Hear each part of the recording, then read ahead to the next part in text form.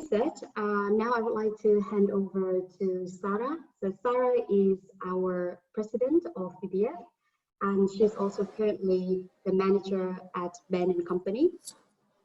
And Sarah, please take over. Thank you. Could you please go to the next slide? Yeah. So hi everyone, my name is Sarah Nguyen. I'm the president of VPF, and apologize from my end. I'm currently on the move with weak internet connection, so I don't have a video right now. So as you can see on the slide, VPF, we are a group of professionals working in Helsinki who share the same need and vision.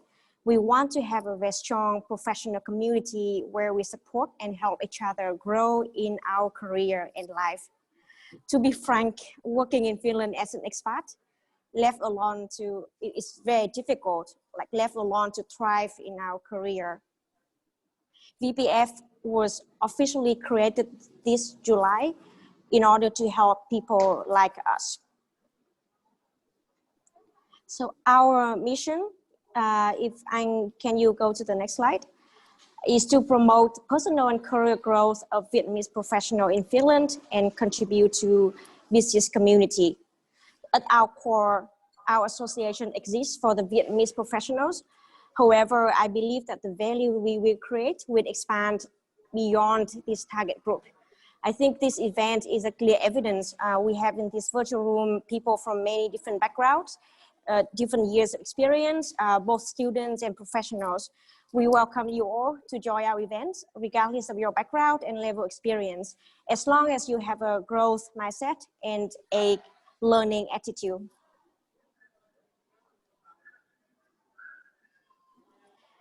So I will explain a bit on what kind of activities and values that VPF will bring for you guys. Basically, our activities are centered around 3 pillars. The first thing is professional networking.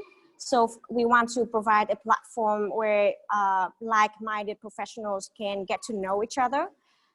In August, we have the first speed networking virtually.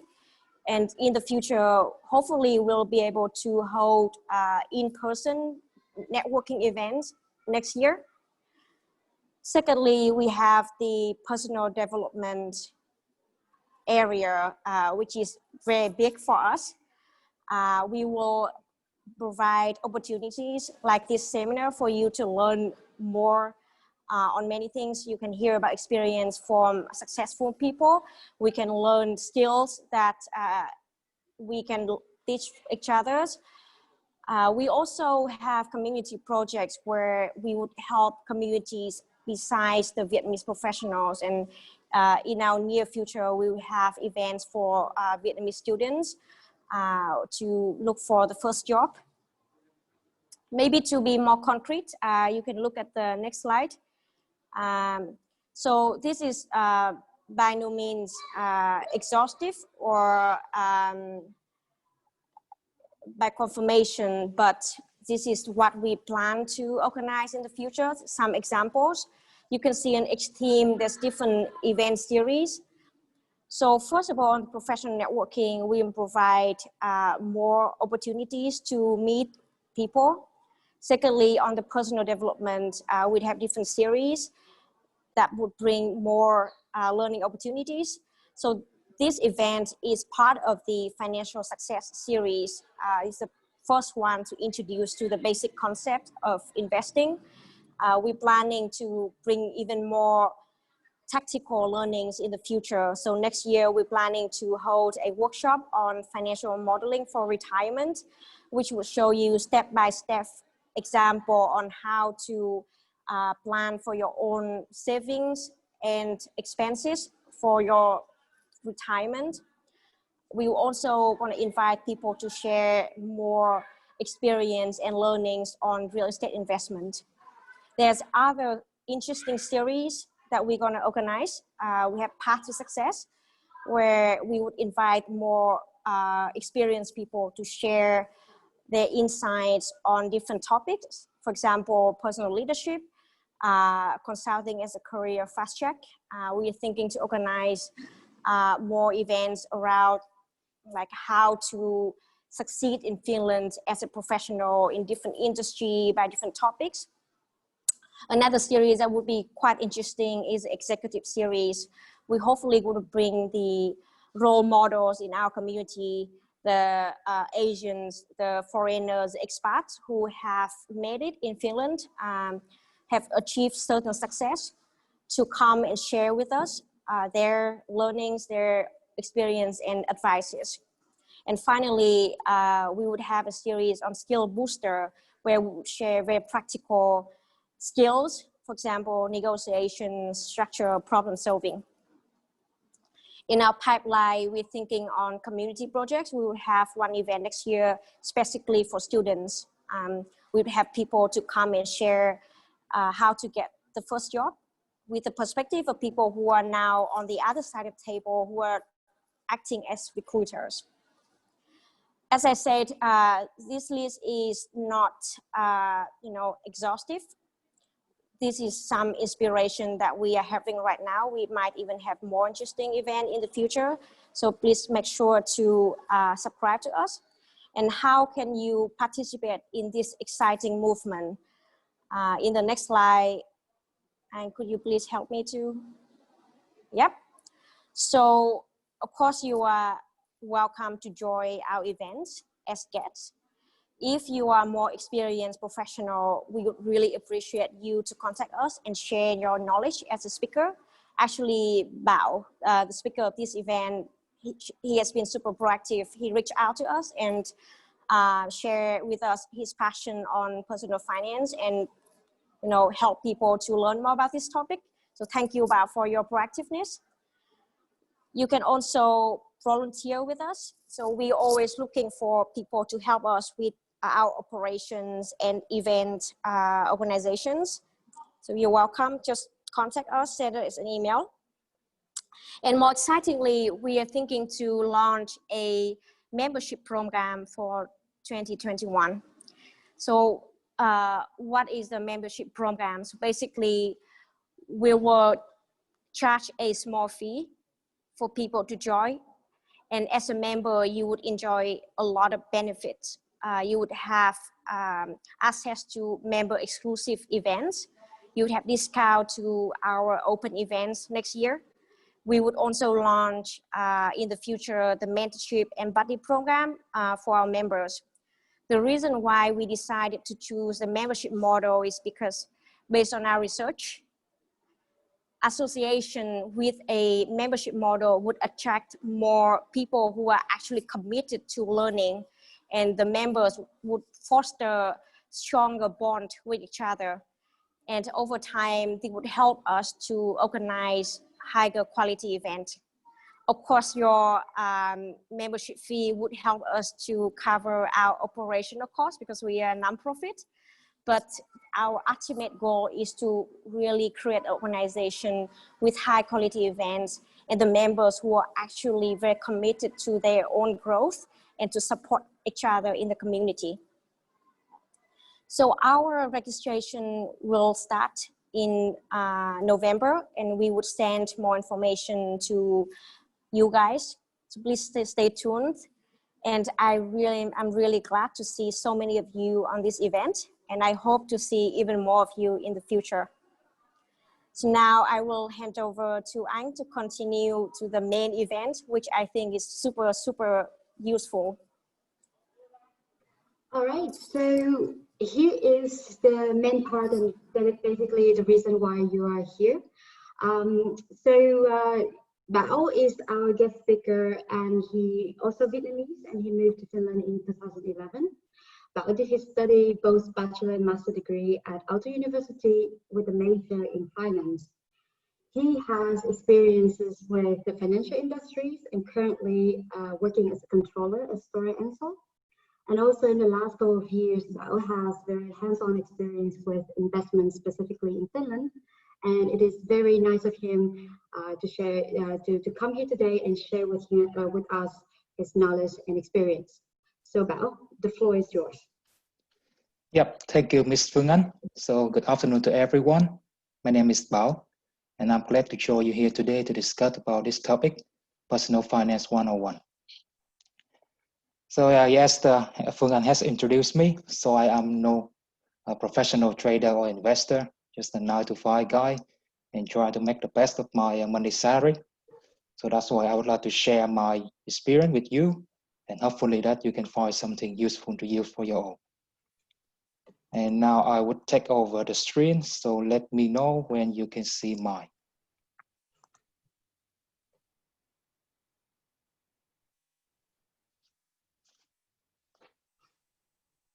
Yep, we can see it. Perfect. Then let's first talk a bit about the objective of our meeting today.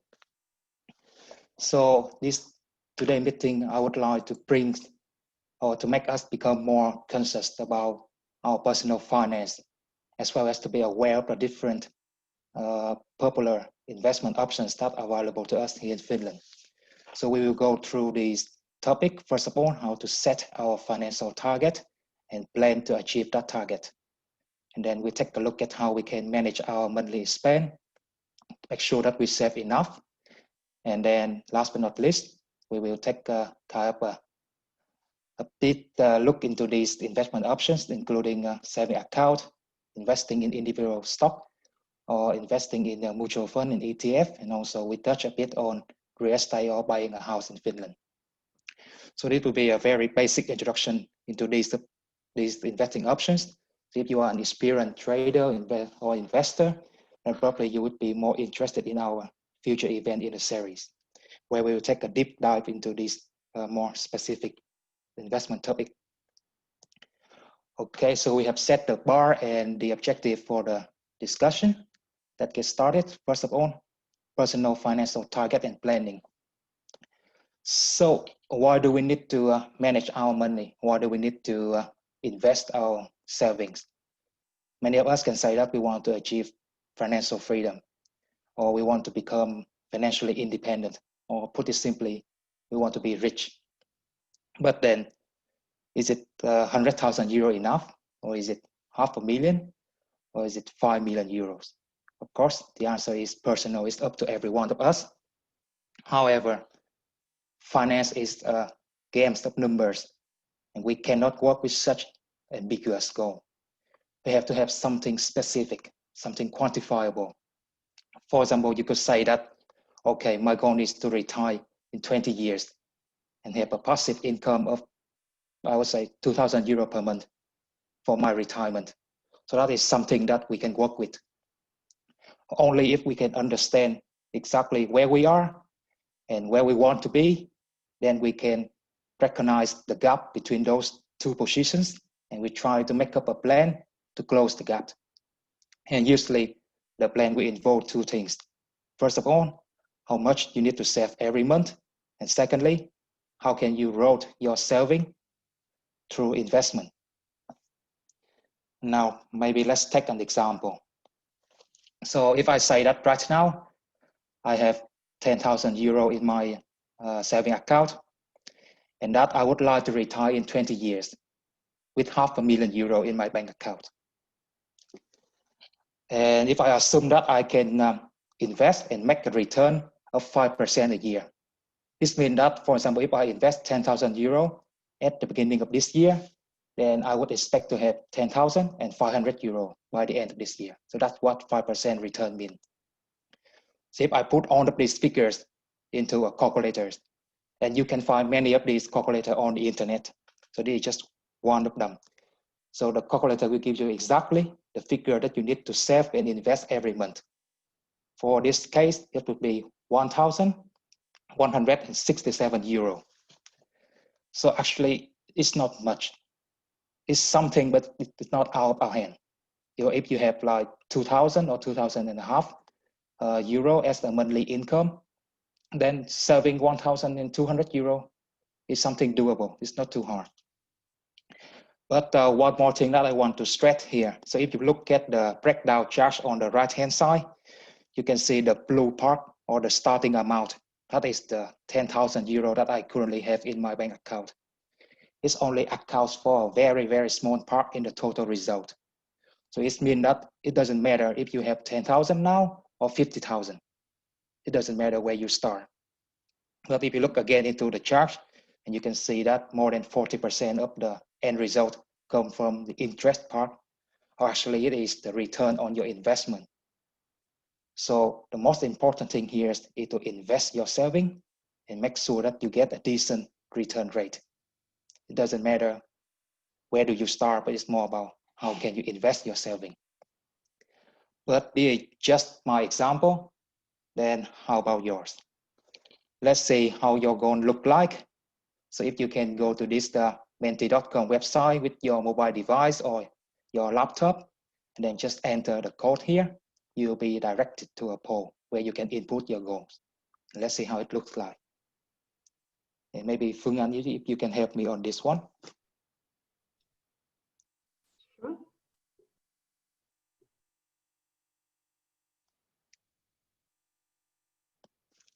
So now we see answer coming up.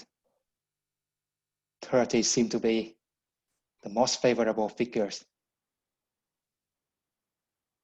Right? 20, 25. Yeah, but I think it seems that we are very fixated on retire in 30 years. All right, I think we can take 30 and let's move to the next questions. So, okay, we have ambitious people here. We like to retire with 3,000 euros per month. Oh, in terms of Vietnamese dong, that would be roughly 80 million Vietnamese dong. Quite something. Okay, now I'll take over the screen again.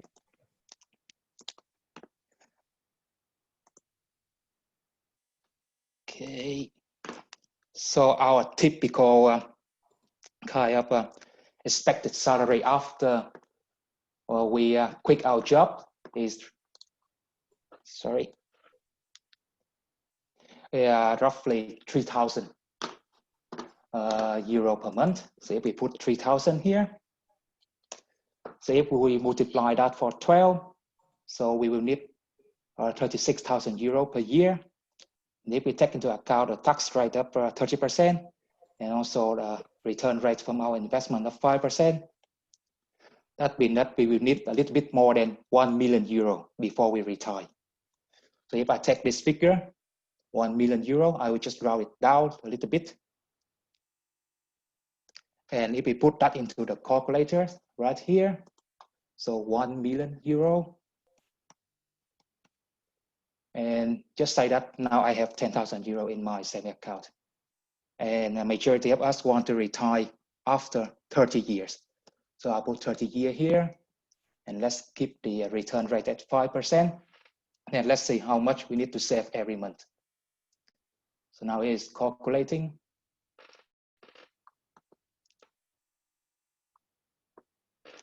Okay, so the result is here. If you want to have 1 million euro in the next 30 years, then you need to save and invest at least 1,173 euro per month. So you can see the breakdown here. Now the return on investment play even the more important roles than before. It accounts for 57% of our total result. So this is the website is called calculator.net. So you can go in here and make your own calculation. But now let's get back to the presentation. And so you can see that 1 million euro might seem big, but you break it down into the monthly saving, and it might not be that much out of hand. So 1,173 euro per month, that could be something doable. Right. Bao, before we continue, there was one question from the audience that's asking, so does that figure still hold when taking into account inflation? What would you say about it? No, the figures I showed you earlier has not taken inflation into account. So of course there could be inflation of 2-3% every year. So when you do your calculation, you must take all of those details into the account. So that's why we have the next event in our series when you have a more detailed modeling of your retirement plan. So the calculation that I just showed you is the very simplistic view of the plan. But I want to stress out that even you have a big goal, it's €1 million, it might not require that much every month, and that you should focus on the return rate and not to care about how much you have right now at the moment. And also, it seems like in the audience, there was a lot of questions about the recording and the materials. So yes, we are already recording the session right now, and it will be sent to you together with the slide after the event. So don't worry about it. Okay, so we see that we have create kind of set a financial goal and create a simple plan to follow it. So the plan will involve two parts, as I said before, how much you need to save every month, and how you can grow that saving through investing. So now let's tackle the first part, the monthly saving.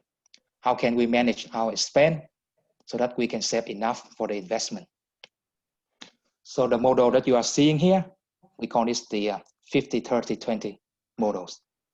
So it is recommended that we only spend maximum 50% of our net income on necessity, for example, like renting, housing cost, food, like transportation cost, phone bill, electricity or water bill, that kind of necessary stuff to support your everyday life. And then we can spend the next 20% of our income on items that we want but may not need that much. For example, you would like to buy that new shoes, or would you like to buy that new phone? So that is included in this 20%.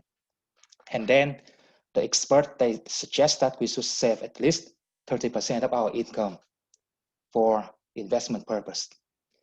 And prior to this event, we conducted a small survey for the participant, and here is the result. It seems that we are doing quite well, ahead of the suggested model already. So 45% of our income will go into necessities. As you can see here, 32% for rent or housing costs, then another 13% for other necessities. And then we only spend 11% on all the fancy stuff like parking or a new pair of shoes. And the majority of us managed to save 44% of our net income. So this is very, very encouraging. However, if you are one of those, just like me, from time to time, that you spend a little bit more than you're supposed to be, so you are deviating from this kind of proportion and levels, then maybe you want to take a look at your budget and adjust them accordingly so that we keep our necessity spending below 50% of our income, and then we try our best to save from 30 up to 50% of our income. And I put here the last sentence, saving, investing first, spend later. What do I mean by that? So every month when you receive your salary, you have to separate them. So the amount that you need to save or invest, to immediately put them into another account. Separate them from the account that you can use for everyday spending. That will help you to ensure that you will not overspend. You will not touch that amount that's supposed to be for investing. So that's what I mean by saving first and spend later. Okay, so you have managed to make a budget, but then how can we actually monitor and follow our budget? So for me, I am a Nordea Bank customer. So I use this Nordea Wallet app. It has a direct connection to my cards, so it will record on the transaction that I do with my bank card, like credit card or debit card. It will record everything. And it will also automatically categorize them. So you can see here, I spent €680 on shopping and services, and then 385 on food, and so on. And also I can track my monthly spending. You can see on the second pictures here, how my spending had been from May, June, July, August, and September. So you can compare your spending against the previous month to see what is the trend. Are you increasing or decreasing your spending? But how about if you are not a Nordea customer? or if you want to have no application that connect directly to your card, just because of security worry. So I also use this second app for myself. It's called Moneyfy. So in this app, you can set a monthly budget. As you can see here, the monthly budget that I set for October is 600 euro. These blue numbers in the middle, 600 euro. And then every time I spend on something, for example, I go to buy in the supermarket, or I go to the gym and pay the fee. So every time I spend something, I can go to the app, click that minus button on the left bottom, and that will allow you to input your purchase or your spending. So you can input like 20 euro for grocery, and then the app will record that amount and also deduct from your budget. So now you can see that just right below that 600 figures, there is the figure say 483 euro. So that is how much I have spent so far for October. And then just above the two button, you can see the balance. The balance is 116 euro. This means that I have that much to spend until the end of this month. So what I love in this app is that it gives me a clear amount, how much I still have until the end of the month. So instead of 116, if I see that I have only 16 euro left, so basically I know exactly how can I live for the next 2 weeks. It's just macaroni with cheap chicken from Lidl. And the second thing that I love about the app is every time you spend something, you have to open the app, input the figures, so it gives you a more sense of awareness. So you are very well aware of your spending. So it gives you more control, or kind of mental control over how you are spending. But of course, apart from these two examples, there are other ways to track your spending. Could be the traditional way with just a paper and pen, or you can use another app that I do not present here. But yeah, just choose some way to monitor it. I used to be very confident about my ability with figures, as I don't think that I need an app to track my spending. But apparently I was wrong. Without an app, I very often find myself overspend. So make sure that you have some way or some method to track your spending. And then even if you are tracking your spending from time to time, you find that you are overspending. And most probably the reason is those impulse purchase. So what is impulse purchase? They are the purchases that you do not plan to make. So you go to the supermarket, you plan to buy your food and vegetable, but in the end, you end up buying food, vegetable, and some other silly things. Or if you go to the shopping center, you want to buy a t-shirt, then you ended up with a t-shirt plus a new pair of shoes. So that new pair of shoes is the impulse purchase. It's unplanned. So my own experience is that we try our best to avoid those impulse purchases. So as you can see here, there are research about this topic, and they said that 68% of the impulse purchases, they happen in a shopping center or when you are shopping in the real store. So therefore, whenever I go to the supermarket or go to the shopping center, I carry with me a shopping list, and I really stick to it. I know it's a little bit hard sometimes, but just list down whatever you need to buy for that day, and you go to the supermarket or the shopping center, just only pick up the item that on this list, nothing else, nothing much. If you see that's something really interesting, don't buy it now, just leave it there. And you can come back home, think a little bit about that. Is that really something that you need? And if so, put that on the shopping list for the next time, not this time. Do not pick it up. So that's how I kind of keep my myself from the impulse purchase. And also one rule that I use for myself, every time I want to buy something new, then I ask myself, do I need to use that item or that service more than 5 times per month? If the answer is yes, then I'll buy that. If the answer is no, then I would really consider about the buying decisions. Of course, there are special items that you need to have and you don't use that often. For example, for the ladies, you may want to have a nice dress that you use maybe a couple times a year, Or also for the gentleman, you want to have a really nice suit that you don't use that much. But apart from those special items, for the rest of those like normal stuff, you can use that 5 times per month rules. So if you don't use them more than 5 times, maybe think about some other alternative, not buying that. So I think that is pretty much my experience on how I can manage my monthly spending. So first of all, make a budget. Secondly, choose the way to track your spending per month. And last but not least, try to avoid the impulse purchase. Don't fall for that 50% discount or last one on the rack. Buy it now or you will regret it. Don't fall for those advertisements. Yes, and I think that concludes our first part on how we can manage our monthly spending effectively. And now we move to the second part, which is the more important one. So about investing. But first of all, let's see how's the survey result. So this is the same survey that as I mentioned before. So we asked the participant about their investing habit, and we can see that more than 25% or a quarter of us do not actively invest in anything. We just either put our money in the saving account or just in the normal cash account at the bank. And then the 75% are more actively invested in some other security or instrument.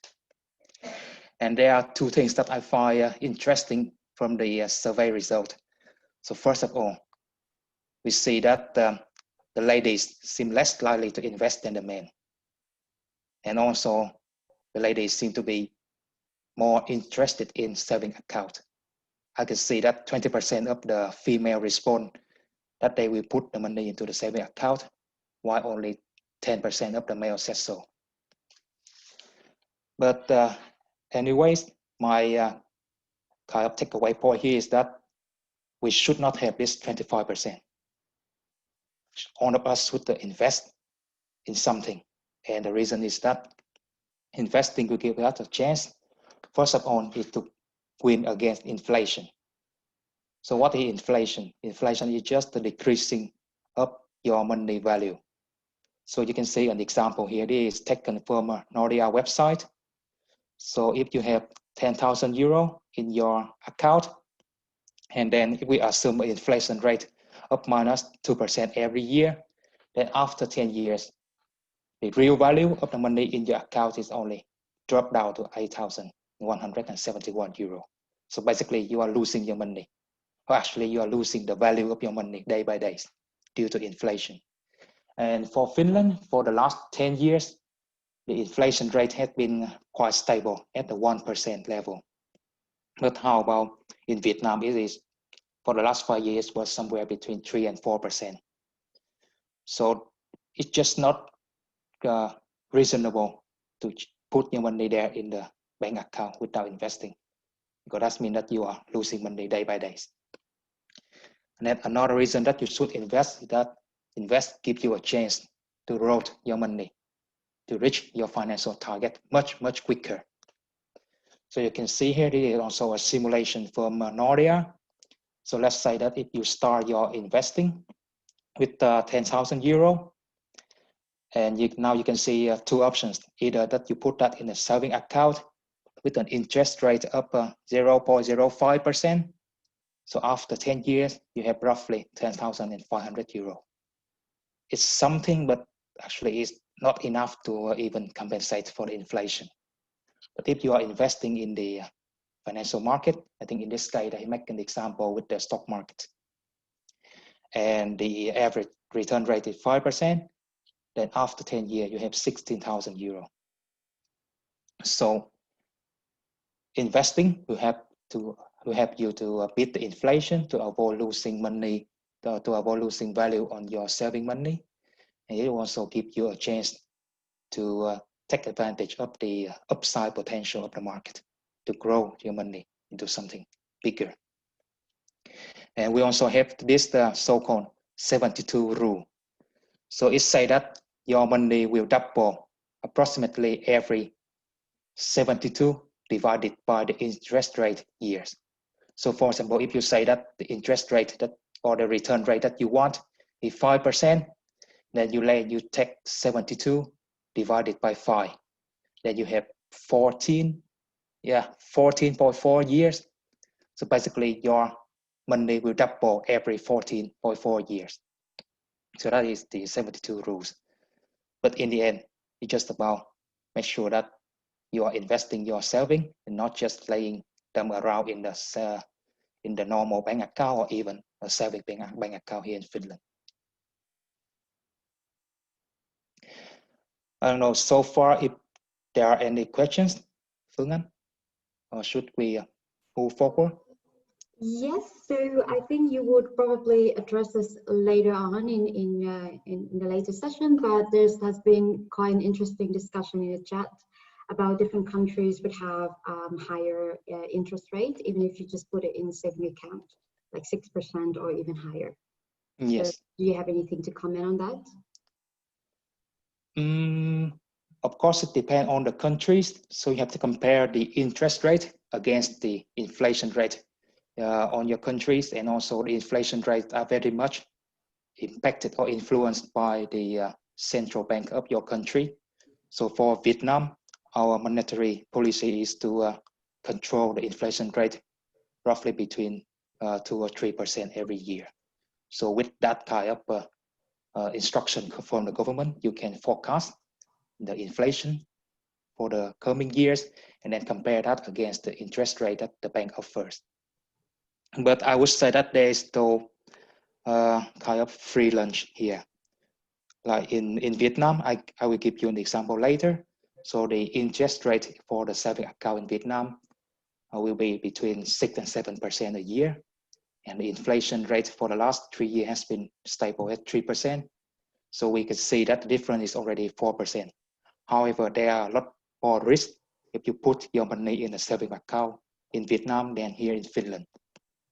So if you follow the news in Vietnam, there are quite many times that people go on the newspaper saying that my saving account just disappeared from the bank due to some fraud or some scam. So that kind of risk don't happen that frequently here in Finland. So there's always a level of risk involved. But yeah, I can show more details, pictures on interest rate in Vietnam later on. Also, there's a question, if paying the housing loan is considered a saving or is that an expense? In my own opinion, I would consider that an investment, paying your housing loan. However, there are two parts in that payment that you make to the bank every month. You are paying back the principal amount that you borrow from the bank, and you are also paying for the interest cost. So for the interest cost payment, that will be just the expense. There's nothing with involved investment there. You're just paying the bank. But for the principal amount that you pay back every month, I would consider that part to be investment, because the value of your house will depending on the market. So it can grow, it can decrease. So I consider that part is an investment. But yeah, we also take a more detailed look at that in the real estate section later on.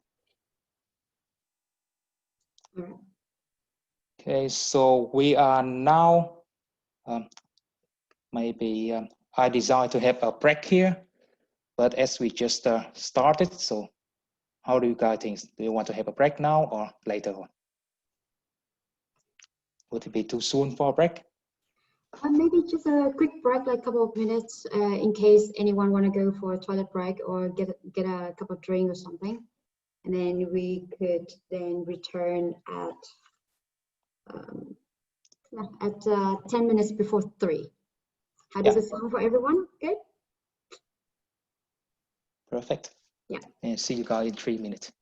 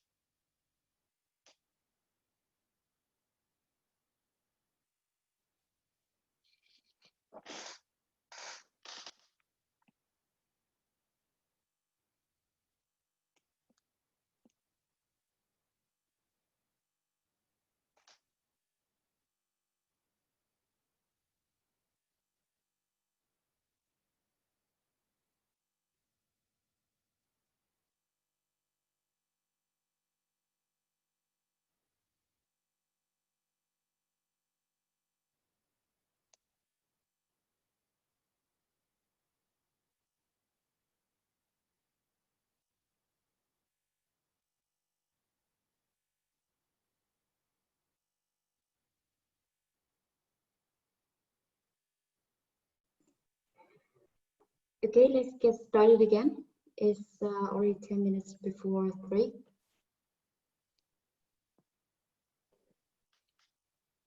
All right. Okay, so I hope everyone is back. So we were talking about why should we invest? And just to recap, so investment will help us to win against inflation and also to make the best out of money, to make it grow and achieve our financial targets. So let's first take a look into the most popular saving and investment alternative available to us here in Finland. First of all, let's go through saving account. Even though I myself personally, I do not consider this as an investment, but it's still an option that we can take a look to see what is it. So what is the advantages and disadvantages of a saving account? First of all, it's very easy to open a saving account here in Finland. You can do it directly in your mobile application. For example, on the right-hand side, you can see here is a screenshot from the Nordea mobile bank. So I can open on the saving account easily, or at least you can always contact the bank, just give them a call and say that I want to open a saving account. They will for sure assist you immediately. Usually there also no extra fee or cost to open a saving account at the bank. And it is very safe options. In Europe, you are, or at least in Finland, you are guaranteed to be compensated up to 100,000 euro per account. So for example, if you open a saving account in Finland, you put in 20,000 euro, and for some reason that Nordea Bank goes bankrupt.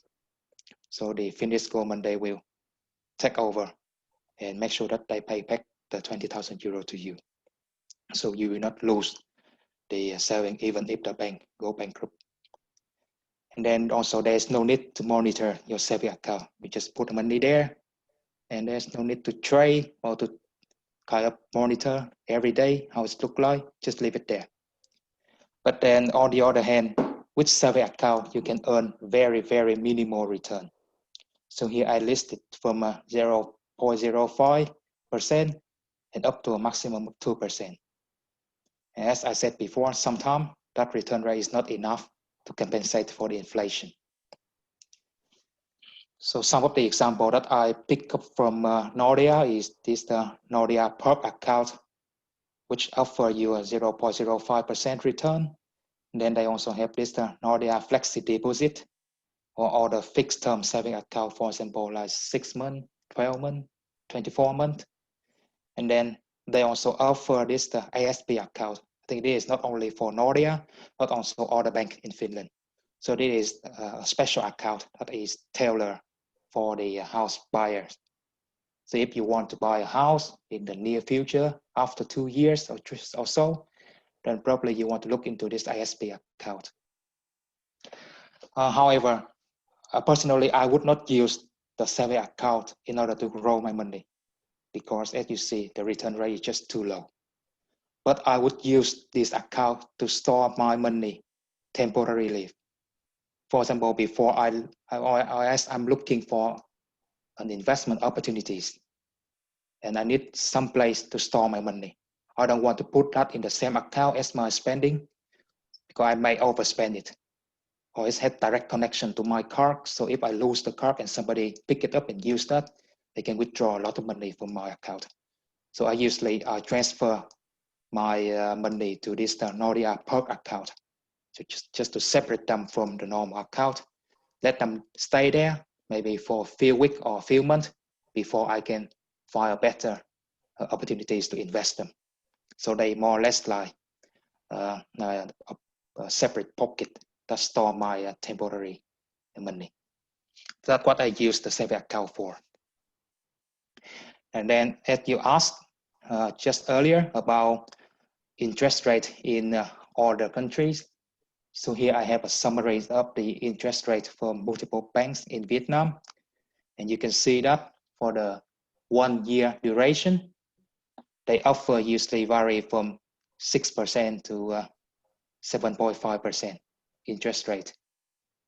And given that the inflation rate in Vietnam for the last 5 years is only 3%, and the government promised to keep the inflation somewhat at that level.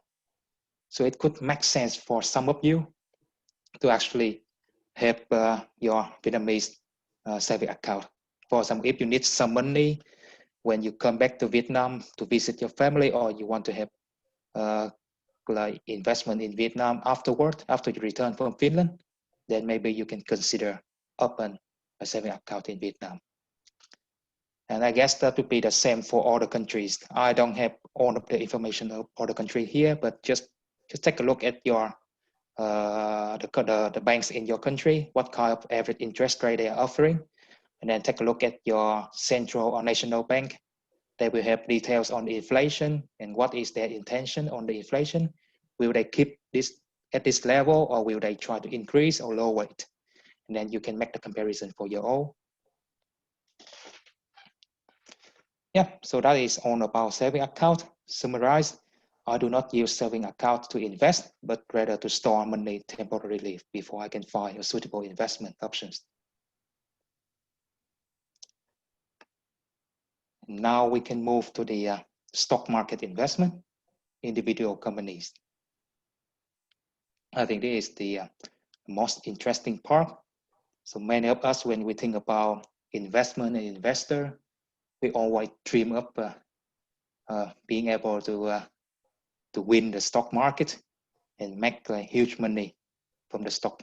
But let's first understand what is it and how the stock market works. So as you can see here, I put the definition of stock from Investopedia website. So stock is the security that represents the ownership of a fraction of a company. So when you own the stock, basically you own a fraction of that company. And by owning the stock, you are entitled to a proportion of that company asset and profit equal to the amount of share that you own. So, you know, like companies, they have to issue stock to raise the fund to operate their business. And when the company offer their stock or their shares to the investor for the first time, it's called an initial public offering or IPO. As you can see here. So for example, here Microsoft sell their shares to the first investors, and then those investors can again trade the share away to the other investor on the stock exchange. And we call this one the market when Microsoft sell the stock to the first investor. We call that the primary market, and the kind of the share offering event, we call this an IPO. And then on the secondary market, that is where the investor trade the stock against each other. For example, if I go now to the stock exchange and buy Microsoft stock, I probably will buy the stock from another investor and not directly from Microsoft. So I'm doing my trading on the secondary exchange, on the secondary market. Yes, but then how can you make profit from owning the stock? There are two ways of doing it. So first of all, it is the dividend. So you will receive dividend from the company if you are the owner of the stock. And what is dividend? Dividend basically are just the profit that the company decide to share with the shareholders. For example, let's say that during the year 2019, company A has managed to make a profit of 100 million euro. and it's decided that it will take 50 million euro for reinvestment for future growth of the company, and then the rest of the profit, so the other 50 million euro, it will share that to the shareholder or the owner of the company. And after calculation, you can say that for every share that you own or every share that you have, you will receive 2 euro. So if you have 10 shares of the company A, then you will receive 20 euro in total as dividend. So dividend equal profit from the company that is shares to the shareholders. And then apart from dividend, there is another way, which is usually the more important one, to make profit from the stock. That is to resell the stock at a better price. So let's say you buy Apple stock at 100 euro per share. And then later on, as the price increased to 125 euro per share, you sell the stock away. So you profit the differences between the price that you bought the stock and the price that you sold the stock. So that is the two ways that you can make profit from owning the stock. One is from dividend, which is profit that you receive from the company itself. And the other one is from the price appreciation. So when you resell the stock at a higher value. And then, of course, many of us understand that stock investment can provide very high return. I take an example of Apple stock here. So if you look at the chart, 4 years ago, in 2016, Apple share was traded somewhat at the $24 per share. And now, I think yesterday, it was close as roughly 120 US dollar per share. So basically, it's nearly 5 times increase in the period of 4 years. So just imagine if you invest 10,000 euro in Apple in 2016, now you should have 45,000 euro. So stock can provide very high return, very good return. But of course, along with that high return, it also carry relatively high risk. Actually, I would consider that investing in individual company would be one of the most riskiest investment. The thing that the chart that you are seeing now on the screen is the share price of my own company, the company that I'm working for, Stora Enso. So in the same period, 2016 to 2020, you can see that the price fluctuates a lot. It started at maybe 7.5 euro per share, and then it rises all the way up to 18 euro per share. It dropped down to 14, and then rise again to 16, and then drop down to 10, rise back a little bit, and then drop down to 7.5, then rise again to 14 euro per share. So there are a lot of fluctuations, volatility involved with the stock price. So just imagine that if you buy the Stora Enso stock somewhere around this area, so in the summer of 2018, basically, you are through for the next 2 years. The stock price this is the top of the stock price.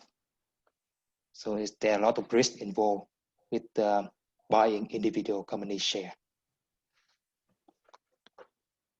So yeah, in conclusion, investing in individual company stock, it can give you a relatively high return, but also pretty high risk that you have to endure. And then now let's look at some of the basic and also most popular investing strategies that we have. So first of all, I would like to mention about this value investing strategies. So what does it mean? Basically, with value investing, you are looking for cheap, undervalued stock. They are priced lower than the true value or the book value of the company. One example for this year is like at the beginning of the year in end of February and in March, when the COVID-19 pandemic first hit the world and it crashed the stock market. So the share price of many of the stock dropped significantly, even though for some of those companies, the impact from the COVID-19 is very minimal. or even there is no impact at all to their business operations or profit, but still their share price limit. So that represent opportunities for you to buy those shares because they are now undervalued. They are not up to their potential value. And the drawback of this investment strategy is that it requires a lot of homework. You have to dig very deep into the company financial statement. You have to understand the company business model, its revenue stream, its brand value, also how the industry in general, what are the competitors are doing, what kind of macroeconomy factor can impact the supply and demand in that industry. So it requires a lot of digging for the company information and making calculation in order to figure out what is the true value of the share price, and then you can compare that against the market share price and decide whether the stock is undervalued or overvalued. And then another strategy is the growth investing. So basically with growth investing, instead of looking for cheap undervalued stock, we are now looking for company or industry that have a very high potential for growth. They tend to be small, young company that have some breakthrough technologies, or they are planning to expand exponentially, very aggressively expanding their business. One example could be Tesla or Amazon. They are the rising star. They have very breakthrough technologies, very promising future. But then the risk that involved with this kind of strategy is you have to understand that the growth is real and is it not something that get inflated by the kind of excitement of the public. For example, you can look here at the bottom chart. This shows you the life cycle of new technologies. You can take cryptocurrency or Bitcoin to reflect on this cycle. So first of all, here at the beginning of the cycle is where only a few people, maybe a few IT guys, really understand what is Bitcoin, what are the potential for it. There even story that a guy tried to buy a Visa with 5 Bitcoin and nobody agreed to accept 5 Bitcoin for a Visa. And then getting to the second phase, when a little bit more attention has been brought to the public. So we have like the big investor, the banker, the institutional investor. They are now jumping on the trend on this second phase. And then at the end, finally, the technology is released or the kind of make it to the general public. So everybody was excited and everybody want to jump on the trend, and that will push the value to the very top of the mountain. But exactly that's where the tragic happened. So the public then realized that the new technologies may take decades to be commercialized, or that the new technology is not as good as they expected. And as the expectation falls, also the values of the companies involved, they will drop significantly. So that is the main risk of this growth investing. You have to make sure that you are not investing in a bubble. You need to be sure that the growth is realistic, and also the timing is very important, where you get on that trend. But then let's take a look at another poll. I would like you to share with each other what kind of companies or industries that you think will have a very high potential to grow in the near future, in the coming years. So if you can go to again to this menti.com, then input this new code into the box, and you'll be able to put in the companies or the industry that you would like to invest in. You think that they have very high potential for growth. So Phương Anh, please help me with the screen. Yep, blockchain technologies, Amazon, cryptocurrency, AI, Go4, pharmaceutical companies, SpaceX, renewable, energies. These are all great suggestions. And of course, we will save all of these result, and we will publish that to you later on, so that you can use this as your kind of basis for picking a company or an industry to invest in. So you can use this suggestion as your own. But please, always dig into the company or the industry, understand what drives the growth. Are they stable?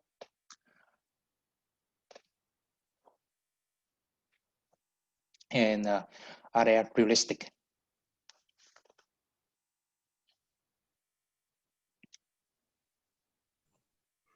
There's also one question from the audience that is there any website or books or any, like, how do you get your knowledge about stock markets? Like, how do you know which company is good to invest in? That kind of question. So what would you comment on that? I think if you want to understand the general knowledge about the stock market, then this the Investopedia is a very good web page. So they give you like overall knowledge about the financial market and all the financial security. So that's the good website to start with. And then if you ask about what kind of industry that or what kind of company that I would like to invest in, then I would say, yeah, you can use this poll that we are seeing right now. So you can start digging into all of these industry and companies, but also you can think about the mega trend.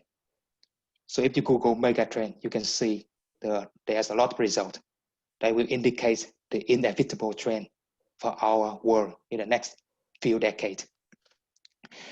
For example, you know that we have this digitalization. So everybody is talking about digitalizations. So this is the mega trend that you cannot avoid. That for sure will change the way our life, will change the way our work in the next few decades. And then so you can start with that. So digitalization, and you can break it down into two branches. So you have the software, and you have the hardware. Now within the hardware, you can have like chip design industry, and you have like the industry where they are mining the material that used to create the chip. So you can just dig down, split them into smaller and smaller categories, and then check within those categories what are the potential companies, what are the companies with the best R&D project that can be commercialized, what are the companies that have the latest tech that could be put into practice in the next few years. And how exactly do you find those companies? It's like, for example, I assume then the market, like making chips and devices, it's not like those company. I think it's not a common knowledge for everyone. Yes, and I don't have any specific source apart from Google. So for example, I could just Google the largest chip maker in the world, and I start with that. Or I can Google like latest technology trend in the chip maker, in the chip manufacturing industry. And then I can have those trends, and then I can start digging again. So for each of these technologies, what is the leading company? What is the leading research? That's how I start. So basically just Google it. Yes, so, and then I think in the comment there was someone mentioned that you can also look at techcrunch.com. So that's a website where if you want to follow up what would be the young companies and tracking technology and startups. So there are a lot of websites and also industry reports, market reports that would give you an idea which are the players in this space. Yep. You just need a little bit of like, first of all, you just need to know which industry are you interested in, and then you just a little bit of Googling, you would be able to get to those resources. Yeah, somebody puts the Misty Chiri. That is the Finnish company that making food for cats and dogs. That is very interesting suggestion. I have not thought of that, to be honest. Okay, so I think let's go back to the slide. I will share my screen again. So we have talked about value investing and also growth investing.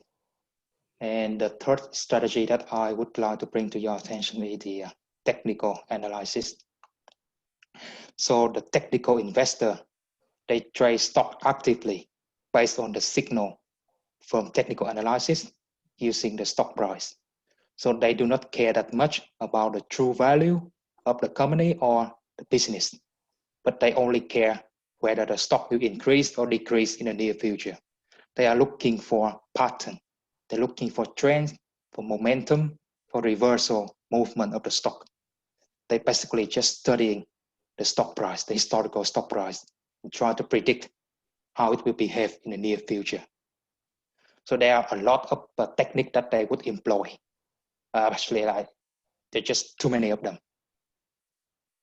And the advantages of this method is that you don't really need to spend that much time digging into every single company or industry. You can create a technique and you can apply that across the market in multiple stock, hundreds of companies at the same time. And they will kind of filter through all of those companies screening and give you a few stocks that have a strong signal to buy or a strong signal to sales, that kind of stuff. So that is the most advantages, or the most important advantage that the technical analysis investing style can give.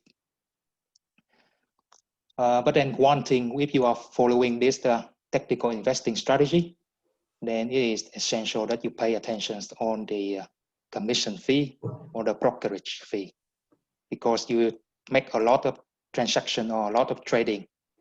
It could be up to 100 of trading per month. So there will be a lot of commission fee and brokerage involved. Pay attention to those. Also, when you trade the stock that not in your local currency, for example, if you are trading US stock, then they are dominated in US dollar. So be aware of the exchange traded, the exchange rate between Euro and USD. And also the tax issues. So every time you make a profit, the Finnish government will take a part of it. So pay attention to the commission fee, the foreign exchange rate, and also the tax issue if you are actively trading with this technical analysis style. So apart from the three styles, value investing, growth investing, and technical analysis, there are also other investing strategy. For example, income investing, where you mostly invest in stock that can provide a stable and considerable amount of dividend. You don't plan on profit by buying the stock and selling the stock later on, but you mostly depending on how much dividend the company can pay to the share owners.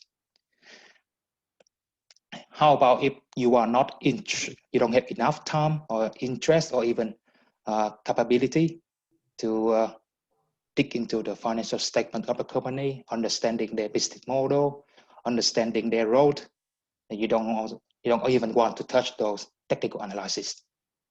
You just want to invest in the general market, and you want to profit the average rate return of the market.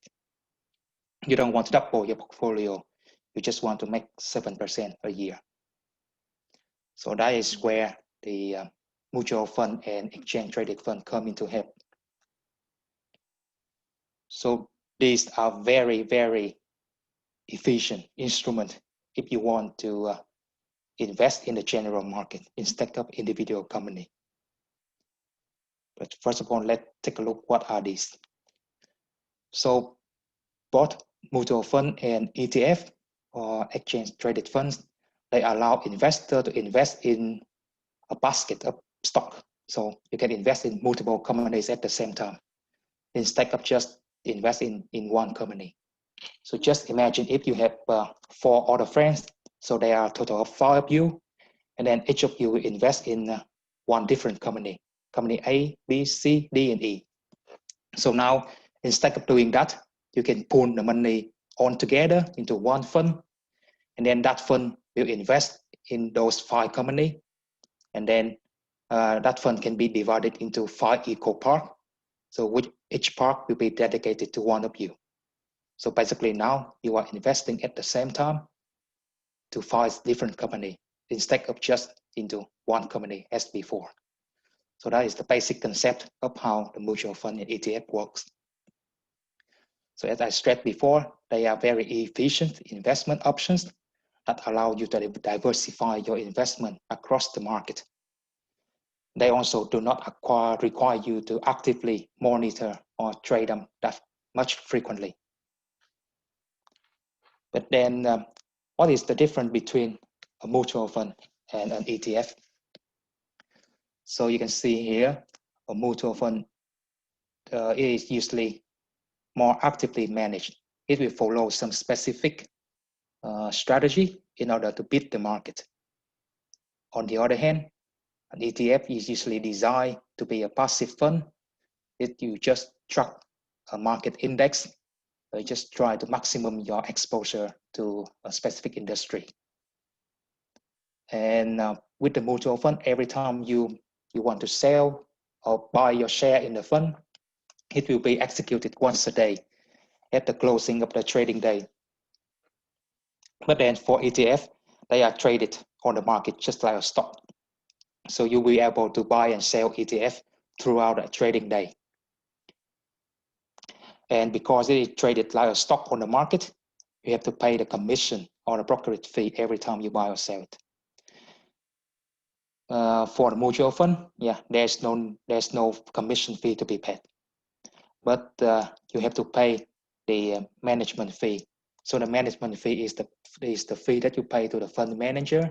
So he or she will help you to manage the fund, make sure that it's doing good profit, and also the management fee will also cover the operating cost of the fund in general.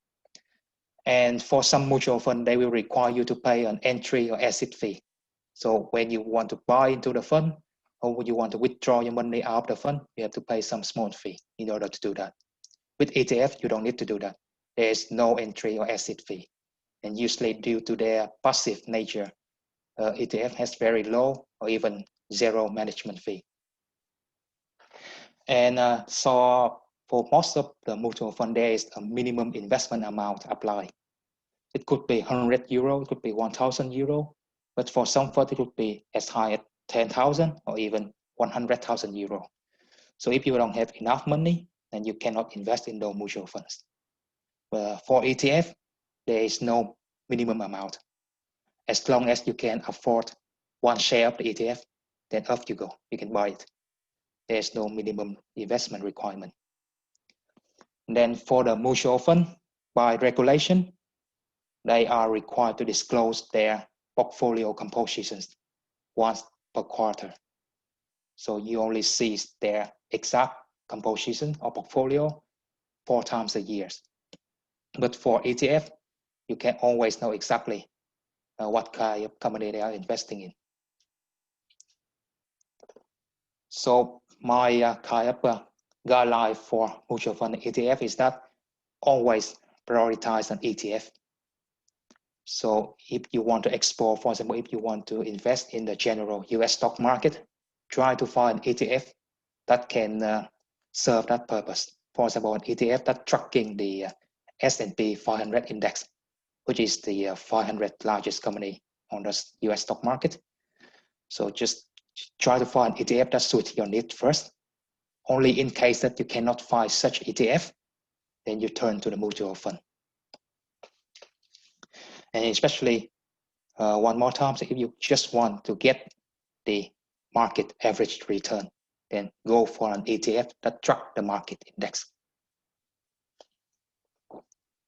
So in conclusion, mutual fund and ETF, they will help you to diversify your investment, offer lower risk on your investment. They also help you to invest in some specific market or specific sector. For example, like if you like to invest in own the company in the technology sector, if you like to invest in a company in Latin America, then this instrument will help you to maximize your exposure. But always prioritize ETF before mutual fund.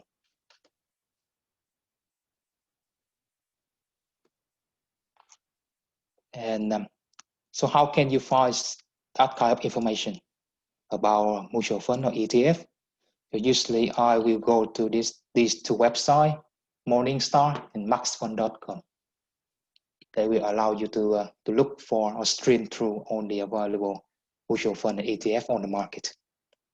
And then with each of the fund, there is a key investment information document, or KIID as they call it. So in this document, you will be able to see the fund strategy, what kind of a geographic area or industrial area that the fund covers, and also what kind of asset or company it is investing in. Is there any entry or exit fee involved with the fund, any minimum investment amount, any other specific rules about withdrawing your money, and also it will also list the fund's performance compared to the benchmark. So as you can see on the chart here, so this is the JP Morgan US Technology Fund. This is the blue line. And the benchmark is the red line here. So you can see that for the last 3 years, the fund has we could conclude that relatively beating the benchmark. So it's performed much better than the benchmark. And if you go to your trading platform and you search for a fund, there will always be this key investment information document. So just click on that and try to read through, understand what kind of investment the fund will be making. And if it is in Finnish or not in English or any other language that you don't understand, then just copy the fund name and go to this website, morningstar.com or .fi or maxfund.com, and search for it. There should be an English translation of the key information there. Okay, so that is the basic information on mutual fund and ETF. And now I have already seen that you have a lot of questions regarding the platform. So how you can actually invest in the individual company or in this mutual fund or ETF. So for me, I use these 3 platforms mainly.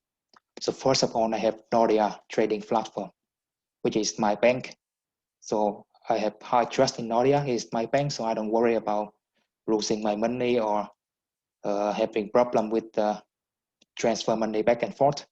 And also they have English available for me. I do not speak Finnish or Swedish, so this is a very big plus. And also with Nordea, they will automatically fill my loss and profit to the Vero, so to the tax authority. So I don't need to do that on my own.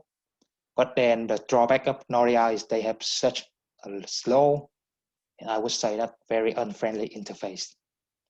And it's not suitable if you want to have like very quick decision, quick trading. It's not suitable with Nordea. And also the platform offer quite relatively high fee and commissions. And then the second platform that I use is the Nordnet. So the reason that I use Nordnet is it has some special Nordnet index fund that track the Nordic market with their zero management fee. So I mainly join Nordnet in order to invest in those funds. Also, Nordnet offers 0% brokerage fee for some of their market products. But one biggest drawback of Nordnet is only available in Finnish and partly in Swedish. So if you don't understand the language, then you really have a hard time navigating around the platform. And then the last platform that I use is eToro, or eToro. I still did that. I don't know how to pronounce that correctly. But yeah, it's very user-friendly. It has the website and also the mobile application. And there's a lot of interesting features on eToro.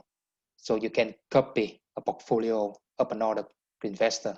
So basically, you are replicating another investor. Or you can start testing your ability by trading with a virtual portfolio instead of the real money. Yeah, they offer zero brokerage fee to trade the underlying assets. For example, if you buy the stock or you buy the ETF, you don't have to pay any commissions. Some drawback that I do not like with eToro is that they have the minimum withdrawal threshold. So I remember it is 30 euro, so you cannot withdraw less than 30 euro. And then they also have hidden fees, for example, like withdrawal fee, You have to pay €5 every time you withdraw your money out of eToro. Or if you leave your account inactive for too long, they may charge a fee, inactivity fee. And there is no mutual fund investment in eToro. There's only mostly stock, ETF, cryptocurrency. Of course, there are other options.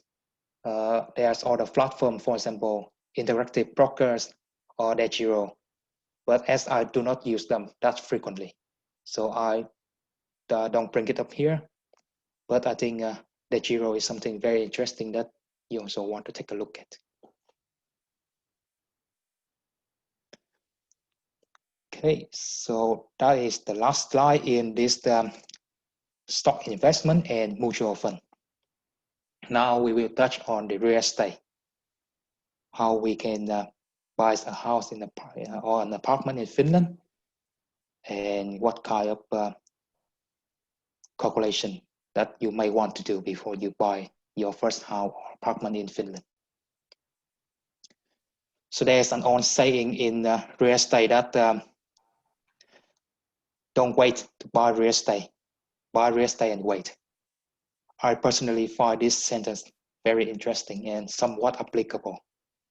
As you can see here, this is the road rate of the real estate price in the Uusimaa region from 2000 to 2018, so 18-year period.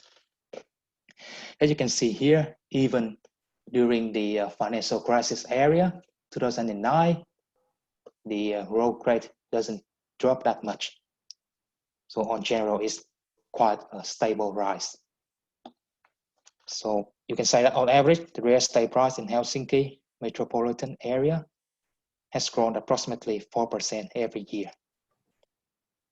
But of course, I just read the latest report from Finland Statistics, and it say that the housing price for August, so last August in Helsinki area, or actually the Helsinki greater area, it had growth, or it has increased by 2%, but in other part of Finland, it actually dropped by 1.8%. So there's a big difference between this Uusimaa region and other part of Finland.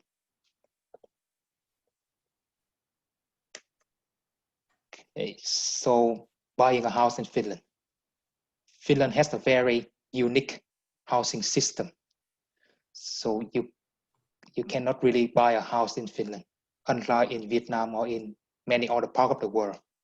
When you buy an apartment here, you're actually buying the shares from the housing company instead of buying the apartment yourself.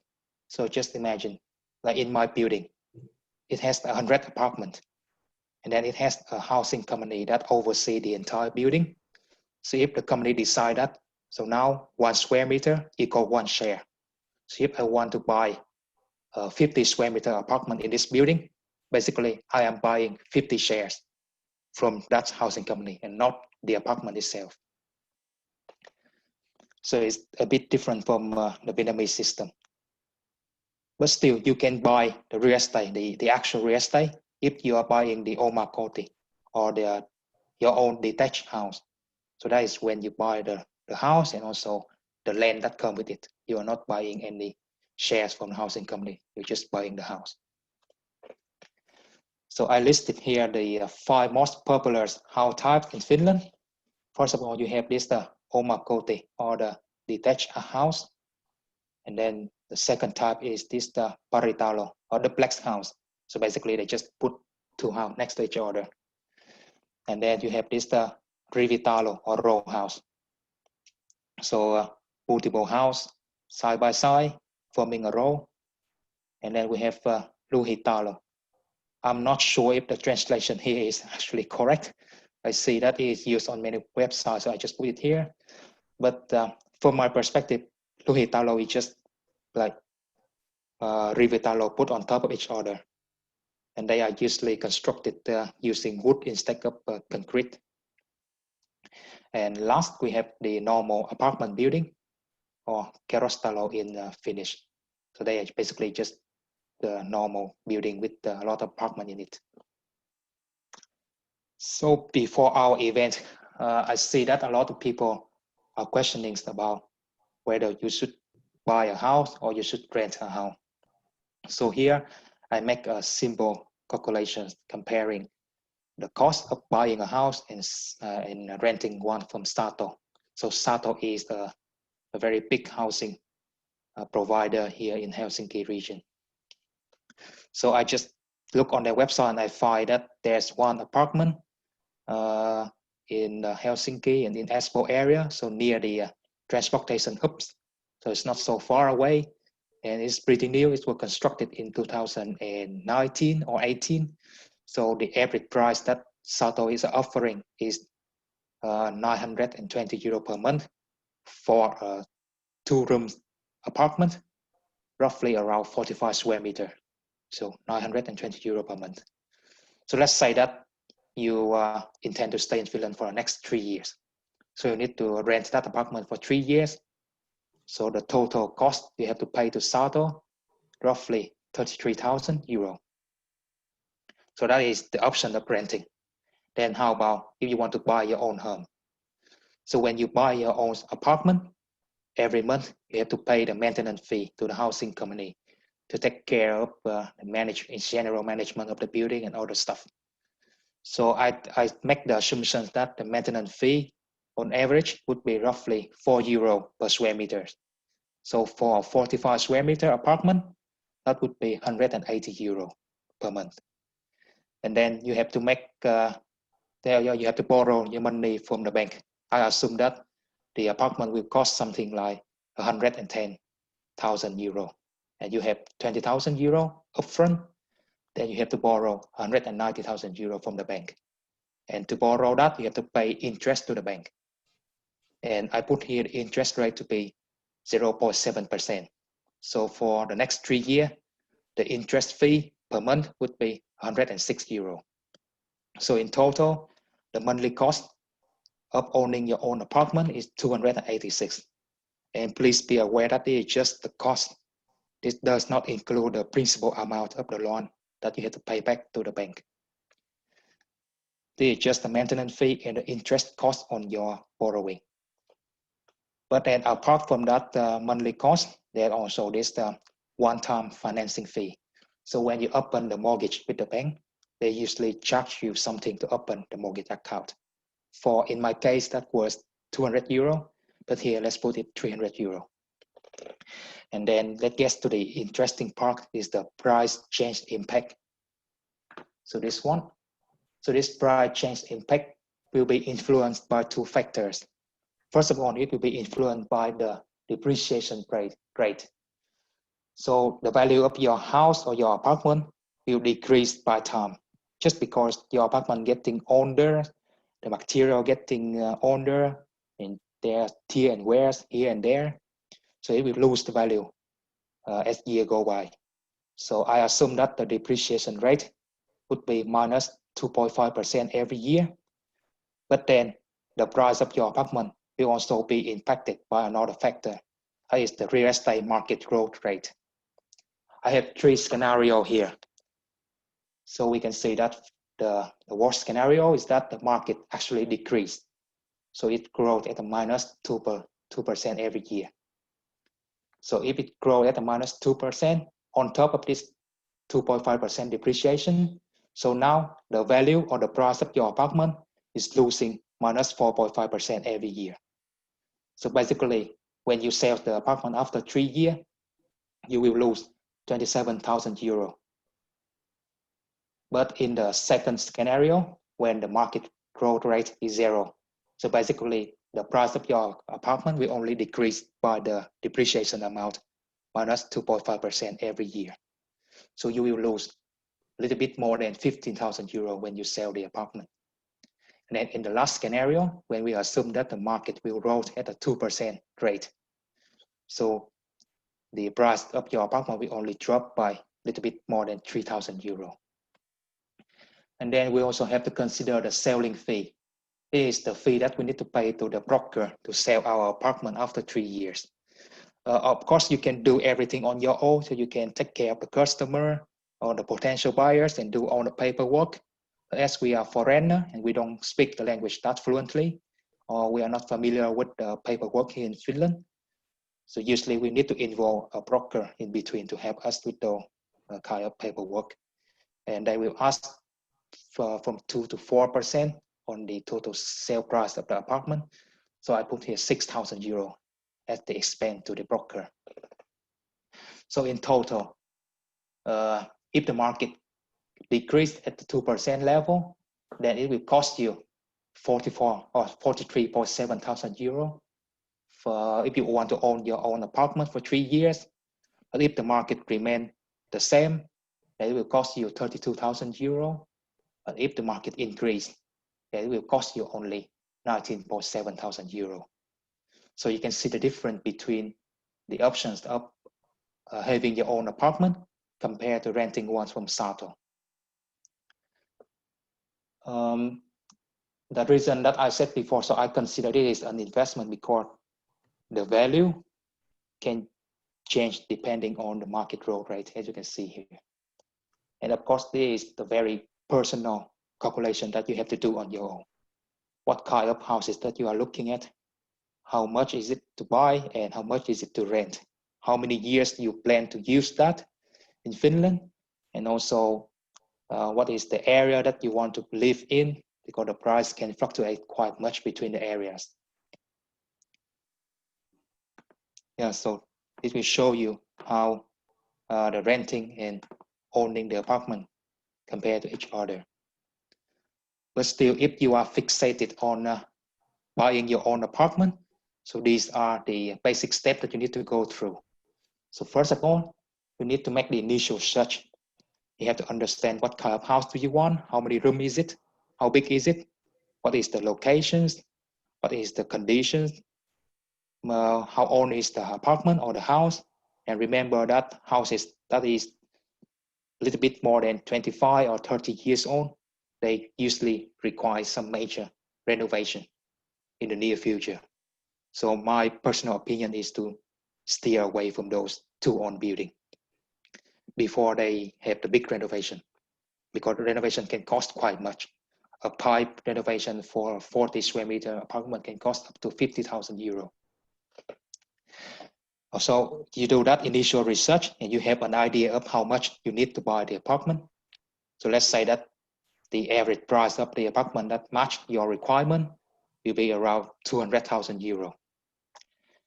So now you have in your bank account 20,000 euro.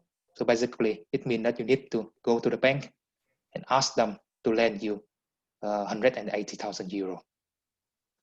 So the next step is to go to the bank, discuss with them about your the amount that you need to borrow and also interest rate. And do not only talk to your bank, talk to all the banks in Finland. Nordea, Danske, OP Bank, just talk to as many banks as you can and negotiate to get the best interest rate. They will ask you a lot of questions about your income, about your financial situation, about your work contract, about your resident permit in Finland. And then in the end, they will give you this loan promise, where it will state that the maximum amount that the bank will give you and also the interest rate. And then after you have that loan promise, then you go back to this website oikotie or a2ov.com where you can search for the house. So you go back there, you narrow down your search to only the potential apartment or houses, and then you talk to the seller.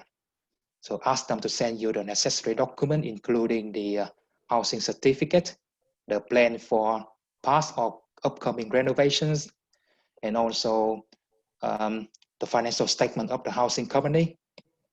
And then you go and visit the house for yourself, take a look at it. How do you feel? Are there any defects? How is the neighborhood? And finally, if everything is good, then you can make the bidding to the sellers. And the important thing here is bidding is binding here in Finland, even an oral one. So like, for example, if during the house visit, you can say to the seller like, okay, this is too much. Can you drop the price down by 5,000 euro for me? That is already considered a bidding. And if the seller accepts it, then you have to make the deal or you have to compensate for that if you want to withdraw. So please be very aware of the bidding process and do not bid on multiple houses at the same time. And then if everything goes well and the seller accepts your bid, then the two of you can go to your bank, finalize the detail about the mortgage, and then conclude the deal. So you become a house owner. Bao, could you maybe clarify when you say bidding, when you just verbally saying it, is it or does it mean already binding, or you actually need to sign some paper like in a written format?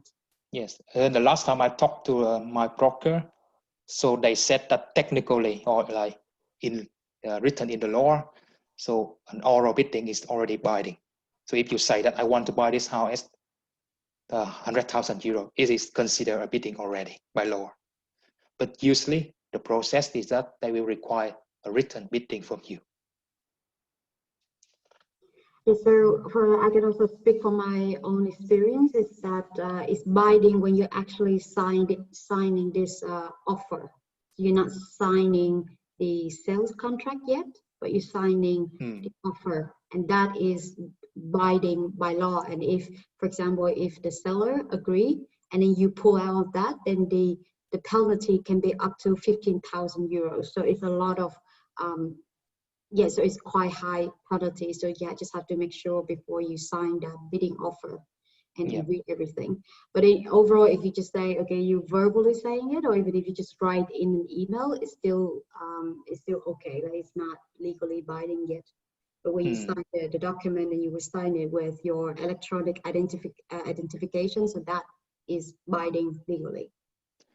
I think if you are buying an apartment from like an old apartment and not a new one, so you have to make a bidding as the Mr. Phương explained, and then not necessary to sign it with your like electric banking. If you sign with your signature on paper, so that is already bidding, or sorry, binding. So be very careful when you're offering about the price or talking about the price. And yeah, I think that is the basic step in buying or owning a house in Finland. So Oikotie and Etuovi is the website that you can search for them. Then let's move on the next part. So there are still a few other tips and investment alternatives that I want to discuss with you. First of all, I always keep a kind of an emergency fund for myself. So I learned this lesson the hard way. So I used to invest all the money I have until one time that I really need the liquidity. I need the money, I need the cash for something. And I cannot find it anywhere. I need to liquidate my part of my portfolio in the not too favorable market condition.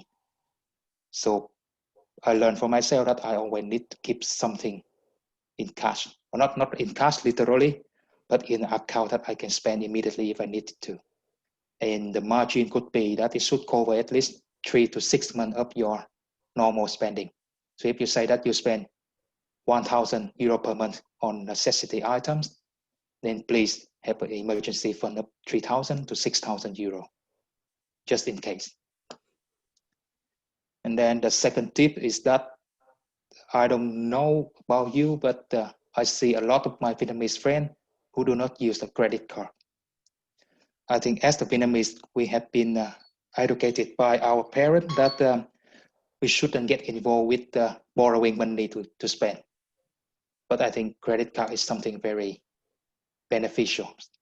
First of all, you have much more security when you are spending money with the credit card compared to a debit card, because you are now spending the bank money. So they have more responsibility in making sure that you are not scammed or stuff like that. Secondly, with the credit card, they usually come with the insurance policy. So if you are traveling and paying all of your booking with the credit card, or if you are renting a car using your credit card, then usually you have insurance for those activities. And the third part is there's a lot of credit cards that come with a promotional program. For this one is the card issued by Nordea, but it has the connection with the Finnair Plus program. So for every euro I spend, I got 2 points on the Finnair Plus program, which I can then use to purchase the flight ticket with Finnair. But one important thing when you're using credit card is make sure that you pay on time, because the interest rate on those are absurdly high. So they only want you to pay late. That is how they can get back the money. So if you are using a credit card, make sure that you pay them on time. And the third tip is about how we can manage our card. So this may be only applicable for Nordea customer. So in your NetBank app, you can limit the geographic usage or the geographic region of your card. For example, here, my card can only be used in Europe. Then I can put a limit on the money withdrawal. So if I go abroad and somehow I lost my card, I don't have to worry too much about some bad people take my card and withdraw money from the ATM, because the maximum they can get is 500 euro. So use the security setting to make your card become safer. And then we've been talking so much about investing in the financial market, in the stock, in the real estate, but please do not forget to invest in yourself, especially in your health and education. I think many of us here in the participant, we are at the late 20s, so you can already see some of the side effects of aging on our health. You cannot really party until 5 a.m. in the morning anymore. So please invest in high quality food, on the health checkup, going to the gym, playing sport with friends, and also you have to invest in your education.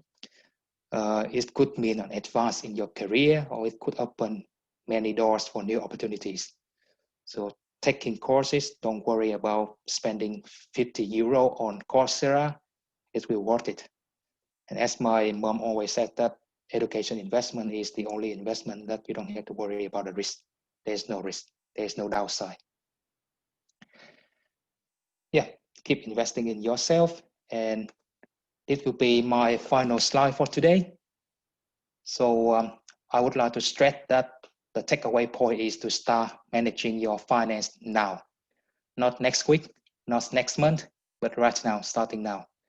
Just put down your financial target and goals, create a monthly budget, choose a way to monitor and track it, and then get to know more about those investment alternatives. Pick one and maybe pilot with a small amount, maybe 500 euro, 1,000 euro. Try it out, and then eventually start your monthly investment scheme. So do not wait, because every day you waste is the day that you don't get money. So just get it started. And this has to conclude my presentation. Thank you very much for listening. And now let's go to the Q&A section. Okay, so let me take one question from the audience. So what do you think about investing in this current epidemic situation? Mm-hmm. It is very interesting questions. I ask that myself every day. So this is just my personal opinion. Please don't take it for granted, and please consider for yourself before you do anything. But if I am you, then I would stay put, because there's just too much volatility, too much risk in the market. We have the COVID-19 impact still there. You don't know if the second wave will become huge or not. Then we have the US election coming up in November with Trump and Biden. That will have a huge impact on the market. Then you have the Brexit at the end of the year with the UK leaving Europe for good. And there's no deal yet. There's nothing certain about that. So there's just too much risk. And as you can see here on the screen, it is called the VIX index. It will demonstrate the volatility or the risk implied within the market. So you can see here, the market has been quite, or the VIX index has been quite high compared to the average level for the past few years. So this indicates that the market now has a lot of risk. So I would wait. I would not make my investment right now. You can see the spike here. This is the financial crash in 2009. And this one is at the beginning of the year when the COVID-19 first hit the world. So I would probably wait a bit until everything settled down, and maybe tracking this fixed figure, make sure that it's now falling back to the average level, maybe in the 20, less than 25 region. All right. So then the next question would be, so what are your biggest lessons in your investment journey? I think my biggest lesson is not to withdraw when I'm making losses. So when you are buying a stock, you think that this should be a very good investment. It's my best stock, but the market say no, and the price keep decreasing and decreasing every day, and you just hold on to it. You hope that one day the market will turn around. But forgive my saying, but the market don't give a shit about what you have. So have a rules. If you're, for example, if you say that if you're making minus 10% loss, cut it off. Take the hunt, take the hit, and put your money in somewhere else, some other opportunities. Don't let it stay there with that sinking ship. So that is my biggest lesson. And also this also applies to the other side. So if you are making a lot of money on some stock and you don't know where to start, where to stop, you have to have a threshold. So like maximum threshold is 50%. If the stock price rise more than 50% of the original price that I bought, I sell it. So you never know. The next day you wake up, it could crash. So yeah, just know where to stop from both sides, even when you're making loss or you're making profit.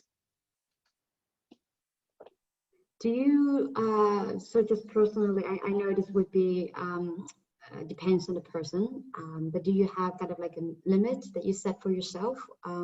Obviously, when it's going down, you shouldn't sell it right away, but is there kind of like a threshold that if it's go lower than that, you would have to let go?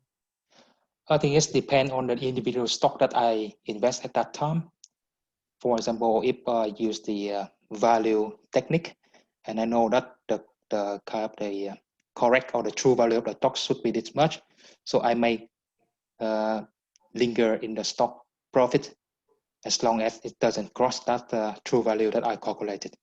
And then still on the same for the loss side, the general rule of thumb that I apply is minus 15%. But of course, that is depending on the stock as well and on the market situation. For example, if I know that the stock decreased because the COVID-19 hit it in March, I will not immediately sell the stock because it is not something that have like direct connection with the business itself. It's just the general stock market reactions. So it will recover in a few days. Yeah. And then also there's a lot of questions, a lot of people interested in, do you have any recommendation or how do you find which mutual funds would be a good one to invest in Finland or in general in Nordic countries? In Finland, so right now I am investing in one fund that track the general Finnish market. So it is the Nordnet Suomi index. You can search that on Google. It will immediately give you the exact name. So that gives you the entire return on the Finnish market. But then for individual company, I honestly, I don't have any recommendation. But what I can say that you can start it by looking into your industry, into your field of studying or field of working, expertise, because that's where you know the best. You know exactly how the market is doing, how the industry is playing, what kind of factor can impact the industry, what are the latest technology or latest product in that industry, what are the leading company, what are the high potential rising star. So start looking in your area of expertise. And in related to that, what about, do you have any international platform that you would recommend? And in just emphasizes on the international for someone that would move around and living in different countries every few years. The two platforms that I mentioned earlier, the eToro and this the Giro, I think you can use that internationally. But I think one thing that you might want to be careful with the tax issues. So as you move to different country, make sure that you understand the tax responsibility. to that country that you are living in or the country that you are a citizen of. Yeah. And then there's also a question about which investment instrument is your favorite and that's taking the biggest part in your current portfolio. This is a portfolio. It's my investment portfolio, but a few months ago. So you can see I have 25% in individual stock. So I still would say that individual stock still catch the biggest of my attentions. Then it's followed by mutual fund and ETF. And then some money go to the apartment, and then the rest would go to with like B2B lending or cryptocurrency, but very minimal amount. Yeah. So we are almost running out of time. So let's take one more questions about real estate. So what would you say about buying an apartment here in Finland for the purpose of renting instead of you leaving? What do you think about it as an investment option? And then also related to that, then do you think it makes sense to invest in real estate if you're not going to live in a country for a long time? Okay, so let's take the first question first. How do I think about investing for rent in Finland? So my answer is that I don't think anything because it all depends on the growth rate of the market, and with the renting that will not give you much. We're still depending very much on the price difference when we buy and sell the apartment. So that is still the biggest part of the income. So I think Finnish real estate market for sure, it will not have a good return rate. As you can see, for the past 18 years, the average rate is only 4%. So if you can find other countries, for example, your home country, like in Vietnam, I'm pretty sure that Vietnam real estate have a much higher return rate in Finland, then probably you want to invest there and not in Finland.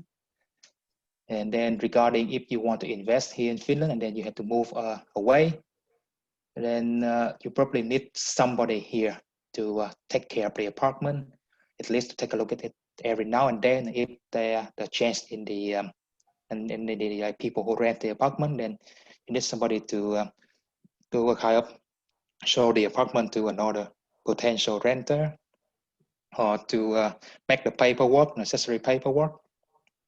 So just make sure that you have some connection in Finland, maybe a friend, or have a broker that oversee your apartment. And I think that should be fine. All right. So we are already a little bit over time. So let me just quickly wrap it up, this event. So the first thing I would like to show here is that wanting to show you this is the next event that we will organize in November, and this will be hosted by Sarah Nguyen, our president and the manager at Bain.